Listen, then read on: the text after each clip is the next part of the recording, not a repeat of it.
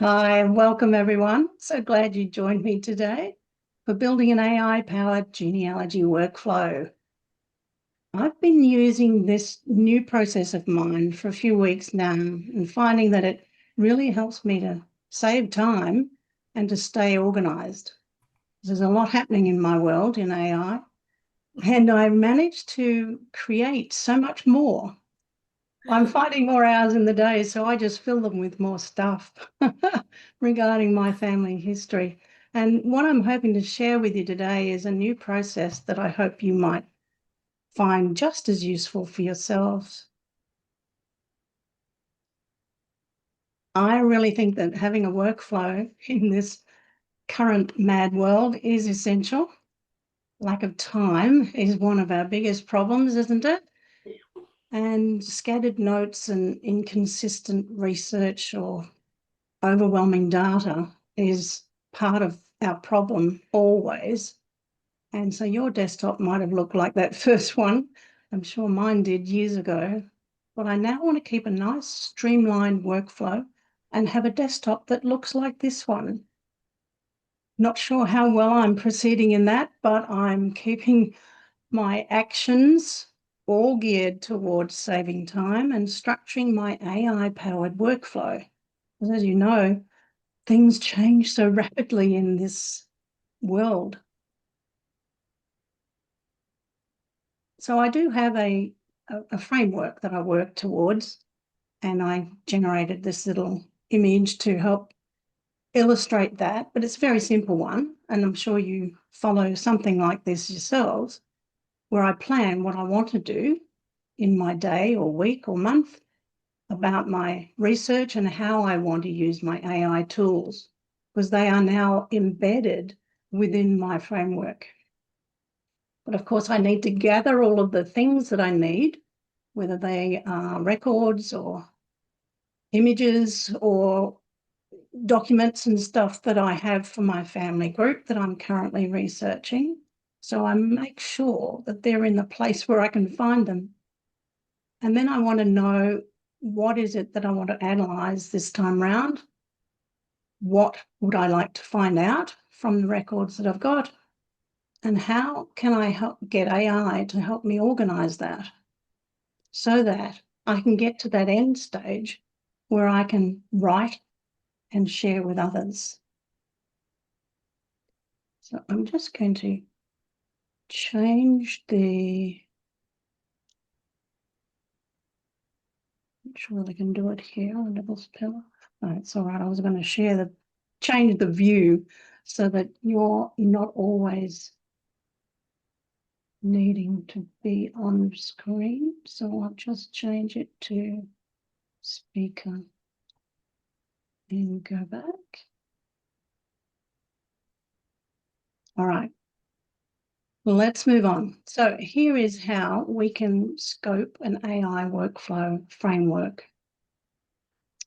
Where we plan the project, decide what we'll investigate, and what will be the clue to us knowing that we're actually done.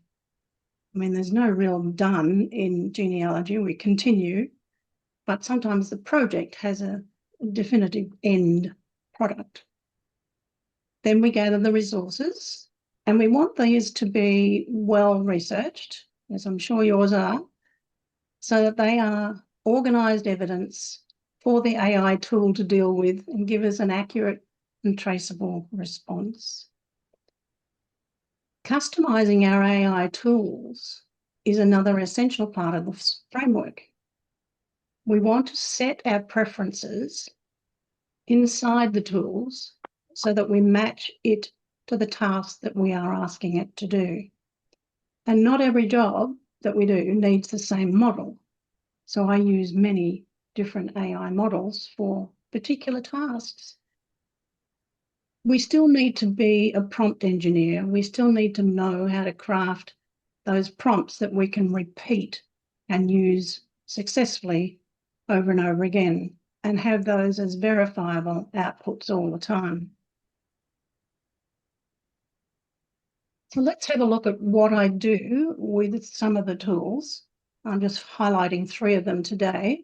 starting with ChatGPT, inside your account, you can customize your preferences.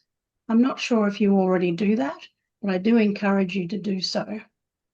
Something like what you're seeing here, you can put in place. It asks you the question, what do you do? You can tell it what your role is. It asks the question, what traits should ChatGPT have? And you can answer that with your preferences here. So I'm asking it to have a professional guidance and authoritative tone in a friendly manner and suggest improvements, ask questions, be patient, have integrity, and take a forward-thinking view. It helps scope the tone of the response. On the left-hand side of this slide, you can see on the left how I can organise my chats. The first few are what you normally see for yourself inside ChatGPT, a new chat. You can also search chats and you can go to your library. You may not see templates or codecs. That's part of different plan. But you might have GPTs that you can see here and projects. Projects is a really neat way to organise your chats.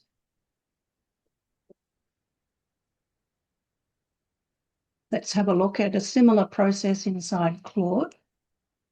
It has slightly more flexibility inside the customization. It asks what best describes your work, and then what personal preferences should Claude consider.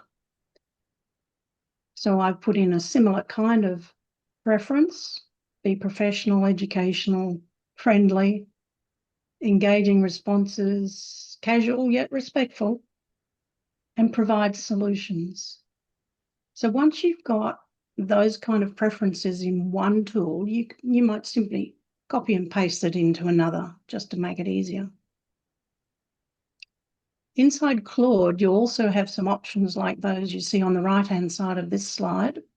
You can use particular styles of writing. You can even create your own style. I'll show you that in a moment.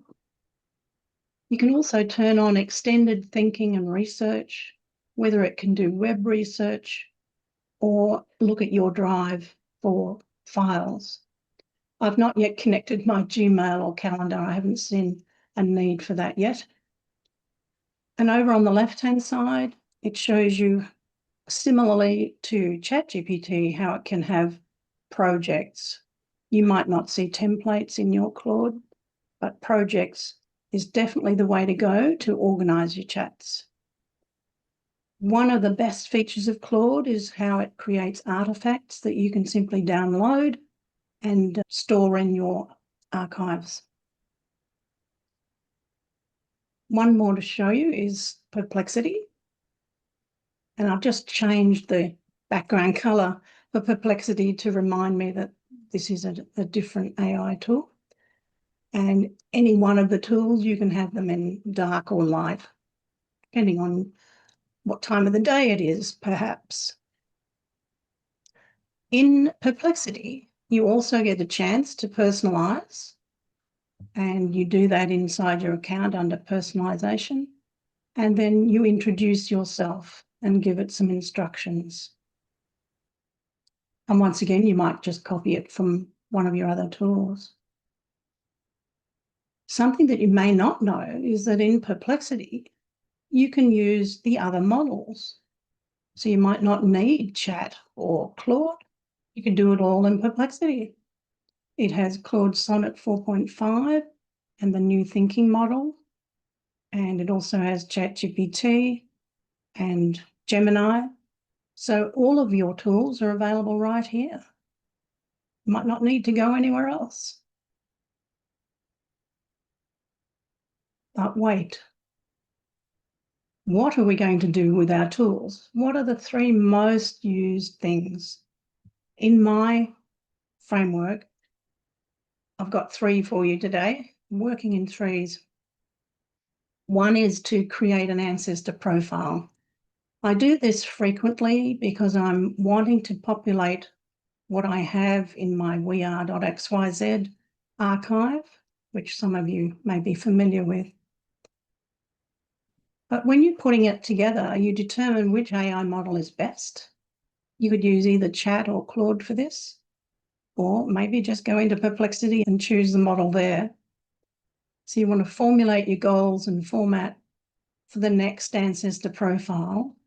And I suggest that you might want to do these in batches so that you're repeating your process and getting quicker at it.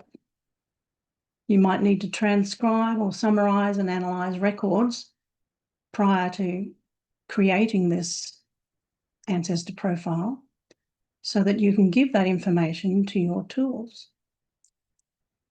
Throughout this presentation, the images have been generated by Gemini 2.5 Pro, but I'm not focusing on it per se today. So here's a typical prompt that I might use for an ancestor profile. And I like to have it in threes again. I want the profile to begin with a compelling hook which entices the readers in. So you can see an example of that in the text below for the farmer who bridged two worlds. The second thing is I want it to follow with a clear chronological timeline of the ancestors' significant life events,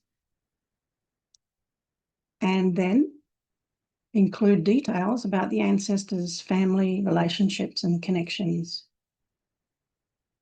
And I like to add this one, weave a brief story highlighting one or two pivotal moments or achievements that had lasting impact on their life or family legacy.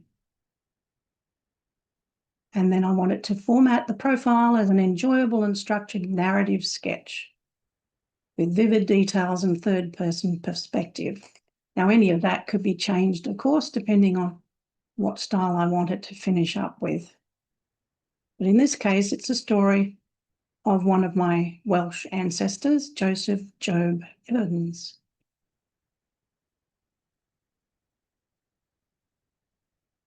But here is the latest part of my workflow these days. Did you know that you can do all of this inside a browser, a new one called Comet, which uses Perplexity as its sidebar? This has been an exciting process for me over the last few weeks, and I've been delving into it frequently, and I want to share some of that with you today. In this case, I've opened up a website for my ancestry with the Allery family tree, and I'm looking at the family group sheet for George Henry Groot, who was from Totnes in Devon. So there's a typical family group sheet that you might generate from your Pro Tools. And when I activate Perplexity inside the Comet browser, the assistant just pops in on the side, like you can see here on the right-hand side. And it can read what I'm reading on my screen. So this just saves so much time for me. So I can create this profile narrative directly from the family group sheet without having to go into a tool, upload the file, then ask the question. I'm doing it all in the one place. And of course, I can copy the narrative and move on. So this is a really exciting new way to speed things up. So the second of my three typical sample workflows is writing locality guides, where you might want to get information about a significant place in the life of your ancestor. Perplexity, again, is my favourite tool for doing that, where you can simply ask it to create a prompt, at least to create a response about this place, the era, and any historical events that might have impacted your family. And you ask it for a locality guide like this. So here is an example where I wanted a bit of information about Tenby, Pembrokeshire in Wales, which is where Joseph Job Evans came from, and his family lived on the farm called the Treffloyne Farm. So I've asked Perplexity to structure the guide so that each section clearly links features or events that might have affected the Evans family, particularly between 1891 and 1921. And where possible, highlight specifics that help to address mysteries or gaps, etc. And they could be changes in occupations, migration, marriage, or social status. So here is one part of this locality guide from Perplexity for Tenby. And this was particularly important for me in writing up the story of one of my ancestors who died tragically in the ocean off the coast of Tenby. So that I won't read it all out for you, but that's just part of it, which gave the social structures and demographic changes. And of course, we can do it all in Comet. I could once again open up my family tree in Ancestry, go to the Pro Tools, organise a family group sheet. This time it's for Harriet Allery, still in Devon. And this time, activate the Perplexity sidebar and ask it to prepare a locality guide for that town in the 1800s. And I've got it right there on my desktop. So quick and easy. Of course, I would fill in more of the details when I've finally posted my story. The third and final one in my sample workflows for you today is writing up your family group biography.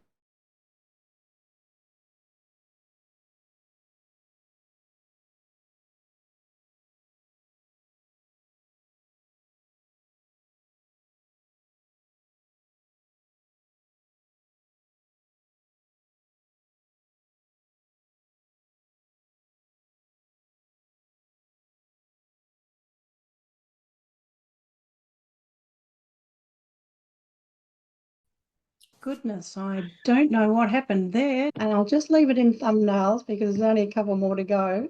So I hope that you can bear with me on that. And we'll move on. We're looking at writing up family group biographies. A typical prompt like this one, which is probably too small for you to read now. But what I do here is I want it to have that compelling hook, introduce the family group, describe the members and the background, and construct a timeline. Because in my mind, I'm focusing on how it's going to look in my weare.xyz articles. And there's a particular way in which they show up. So this process works for me. Now, not all of you are using that particular tool. The next slide was simply an extension of that response that I got from the prompt about the family group. And then, of course, we move to this where, yeah, we can all do it in Comet once again with that Perplexity sidebar. And this time, what I did in my Ancestry account was just go to the page for that ancestor that I want to create a biography for, and then activate the Perplexity assistant and ask my prompt right there and then. So that's what I'm going to share with you today in my demonstrations. But before I go to that, is there anything that you want to ask me about what I've covered so far? Do you need a Perplexity account or a paid account with Perplexity to do that, or a free one? You can use the free one, I believe, Yeah. but you do need to, what I'm demonstrating today is using it within a new browser called Comet. Yeah. And this is the browser that you're looking at the moment. It's a bit different to Chrome or Edge, but it allows me to have, can you see right up on the top here? This is today. Yeah, that allows me to put Perplexity on the screen at the same time. So I'll go to my files over on Ancestry. Can you make the slides? Can you make the slides bigger? Yeah, I've finished with There. the slides for now, Jan. So I'll come back and I'll make them larger, but can you see my ancestry page for Walter? Yes. Yeah. Okay, so this is my grandfather. So here on the page for Walter, I've gone to the 1911 census and opened up the record so that I can see the transcript. Because one of the things that AIs really struggle with is that old faded writing on a census. I'm sure you've seen that before. You use your own eyes or you use the transcripts like I do to make sense of them. So what I wanted to do here is open up the assistant. And so it simply puts the sidebar directly alongside this page in Ancestry. Hope that's making sense for you. So it can see what I see here on the left. This is the surprising part, that it can read that data. So what I would like it to do now, and I'll type the text in here, down the bottom, is I can ask it to make a copy of the transcript of the 1911 census for Walter F. Allery. So the reason that I'm doing this is I just want all of that information in the one place that I can copy and paste elsewhere. Just makes that task really simple. So it's done that. It's looked at that transcript over here and given me the data in one go. And I know it's correct. I don't have to do a lot of verifying. Does that make sense to you, what I've done in there? Hopefully it does. All right. Amazing. That's what I like about it. It's really amazing. So that was just one little way in which I'm using this new assistant. And I can use it in a variety of ways. So for example, if I go over to my weare.xyz and have a look at the information for my grandfather that I've already put in place. So here is what I had previously written about my grandfather, and it's sitting inside my archive. One of the things that weare allows you to do is create what they call articles. So it's simply a story, and it sits within your archive for each of your people. So in a moment, once I've done this little task, I'll come back and show you where this story sits within my archive. But all I want to do now is open up the assistant again. And if you look down the bottom, see how it's got Taylor's Tale, Life of Times of Walter Frederick? That's what it can see. It can now read that page. And I'll just move this piece around. So it's reading the whole page, including the parts you haven't scrolled down to. Yeah, even the pieces that are not visible on the screen for us right now, it can see all of this. Yeah. Which is amazing. And so now I want to just ask it for a summary.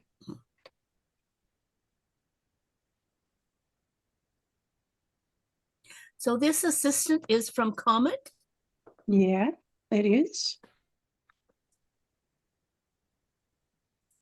So all I'm asking for is the summary for this story.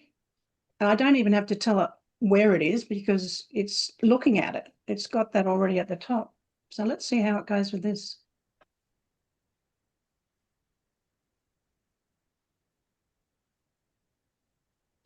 And Perplexity is now only looking at my resource. It's not going off into research mode. If I want to see what steps it took, click here and it will just say it's going to the resource and then it's reviewing the source, and here's the name of the source, and then it's finished. So it was a very simple little task for it. And now it's given me a summary. So what I might do at this point is simply highlight the summary minus the end bit So I'll just take that much, copy that to my clipboard, and go back over to go into edit mode here.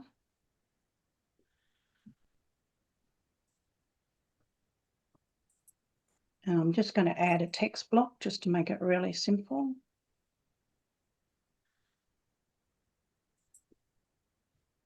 And then just paste in my summary.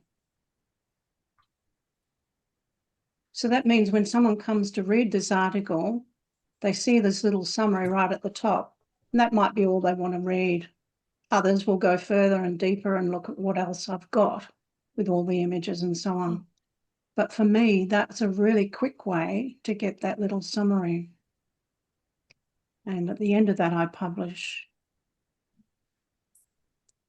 And for those who are using weare.xyz, you can now publish to a community feed. I won't do that today because it's not available for everyone just yet. It's coming soon. So I just publish, and that means that I can now share that link with you by just copying here and going into the chat for Zoom and pasting it in here. So I'll just leave that for you to have a look at in a moment. So that is one way in which I am now streamlining things for my Ancestry archiving. Let's go back and have another look at something else. And this is where I also do a lot of my writing. Now, you may not be familiar with Dabble Writer. It's similar to Scrivener. You might use Word, you might use any other tool. This is just the one that I'm using for keeping my stories in place. And at the top of this one, I'll just move things around here so I can scroll up easily. I want to now paste in that summary again here. Double writer and put it in place. I do this simply because I want to make sure I've got a complete copy of everything, because from my Dabble writer, I will create my ebooks. So that's my end product. But here I've got a complete copy now of the documentation, the story for grandfather Walter Frederick Allery. If I now go to one of my other stories here inside my archives, just moving pieces around again, and I bring up my assistant once more, it can now see this page inside Dabble Writer. You can see that here. It's looking at the Dabble for Cecil Henry Allery. So this time I want it to create a more engaging title for Cecil.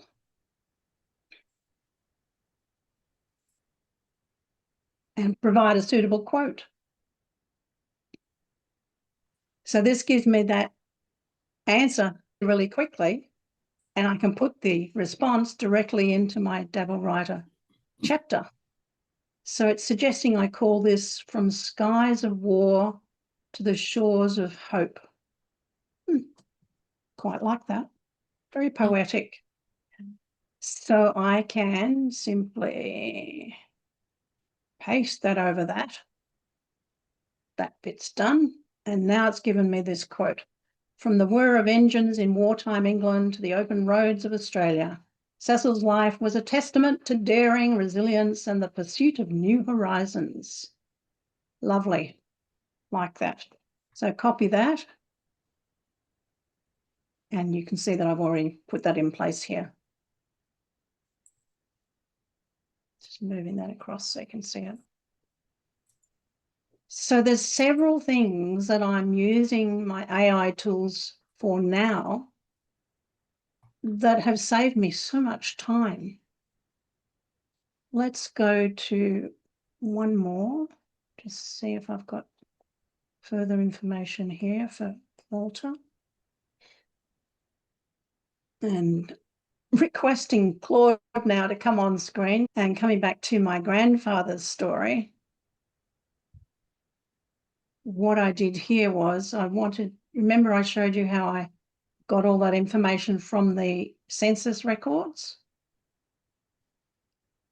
And I wanted this as a downloadable artifact, displaying the details for each census year in tabular format.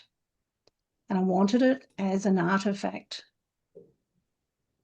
And here's what it did in Claude.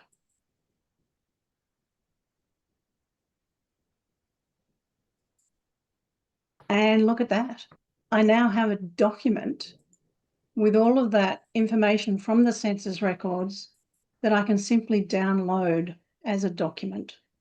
It's got all the formatting in place, and it's just the data. It's just transforming data in such a beautiful way, so easily, and then gives me some research notes at the bottom. It's absolutely amazing. It's astonishing me how much quicker I can achieve what it is that I've set out to do. So now let me just go back to something else here, which is something I asked one of my tools to create for you as a handout.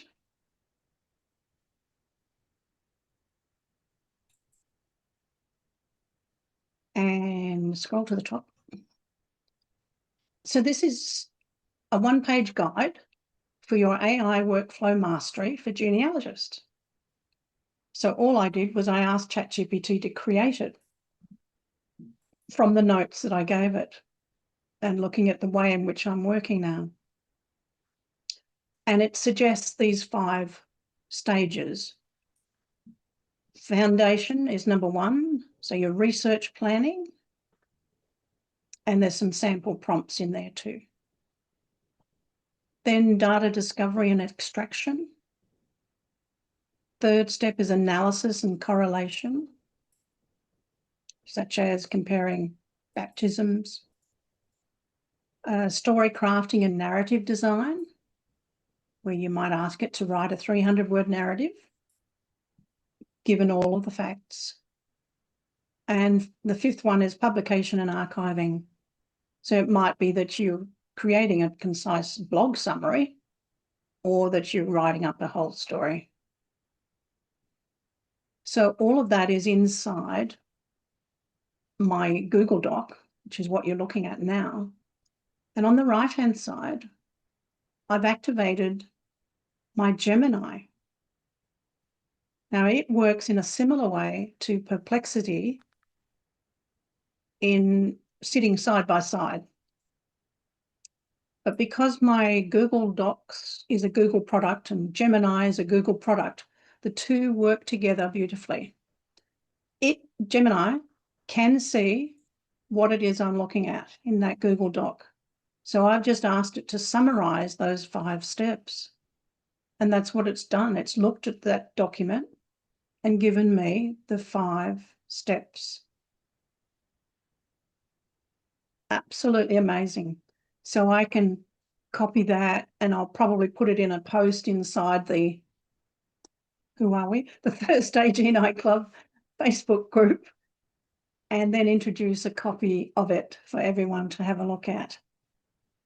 So that is another way in which you can use it for very different ways in dealing with your genealogy, not just the research.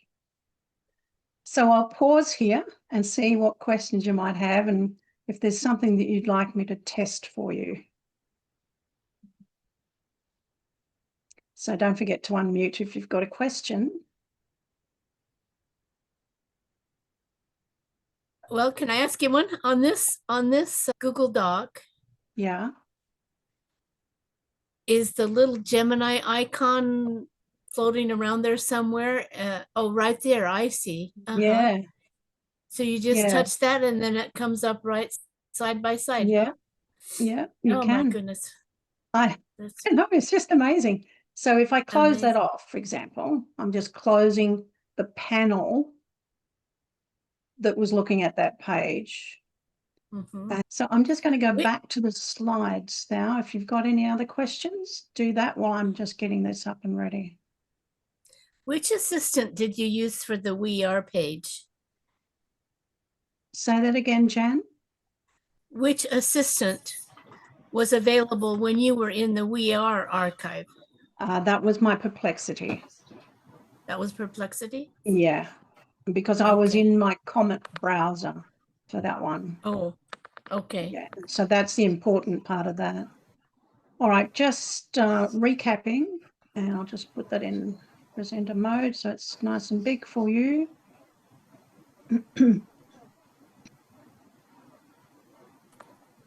Waiting for it to recalibrate. There we go. So some best practices and pitfalls. What I thought you might like to do, if you've got the ability to open up your Comet browser and then access your family tree, wherever it is, you might not have it in Ancestry, it might be in another database, then activate the Perplexity sidebar, add your prompts, and of course save those and the outputs so that you can verify. And when you're file saving, make sure you're being consistent, something that I don't do as well as I should. And this is rich coming from me, over-reliance on AI.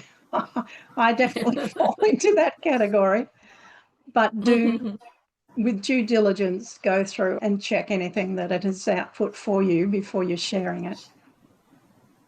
And definitely avoid copying a text without that analysis happening first. But what I'm finding now is that Perplexity sidebar frees me up because I'm more likely to assume that it's correct. So that's the workflow and how you might use it. So to end up today, I thought you might like to think about these questions for yourself. And maybe you'd like to answer them today as well. What's your favourite AI tool and how do you use it in your projects? And the second one, which prompts do you recommend for frequent use in your AI chats? And third one, what are 3 of your favourite things to do with AI for your family history?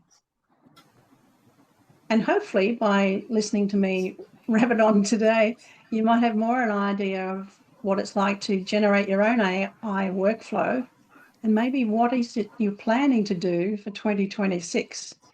Because things are changing, ladies and gentlemen, if you're watching. Things are changing so rapidly, it's hard to keep up. So you need to put in place a plan for you to help yourself catch up. And an AI workflow is really important. And for those of you who are looking for something different for next year, I thought I'd run this by you today, where we might look at something more simplistic that doesn't overload and overwhelm. Instead of anything happening weekly, we do it monthly. So let's say we're in January or February of next year, and I say, here's a new AI capability that's just been introduced. Say it's something that now enables you to do record analysis in really quick time. You have a look at that, and then you go off and explore it for a couple of weeks. And you could do that on your own, or you could do it in pairs or trios.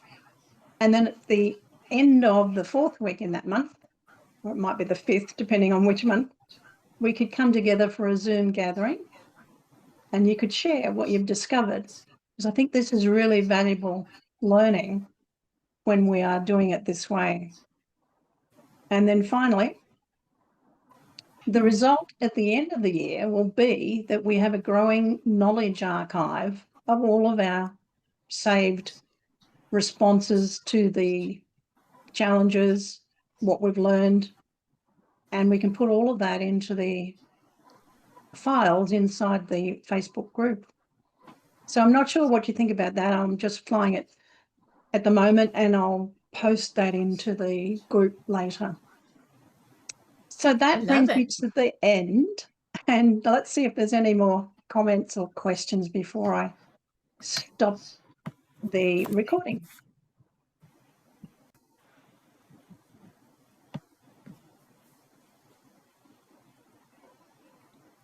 Okay, we're all done. Just coming up to the 1 hour. So we've covered quite a lot. So you might find it useful to go back and to revisit the recordings, of course. And I can also give you summaries of the videos. Guess what? Using yet another tool, because it's so simple to do that these days.